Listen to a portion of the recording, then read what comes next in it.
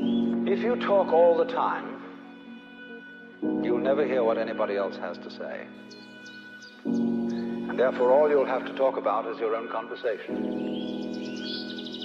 The same is true for people who think all the time.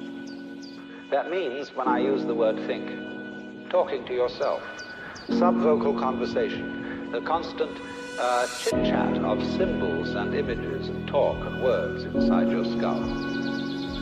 Now, if you do that all the time, you'll find that you've nothing to think about except thinking. And just as you have to stop talking to hear what others have to say, you have to stop thinking to find out what life is about. And the moment you stop thinking, you become into immediate contact with the unspeakable world.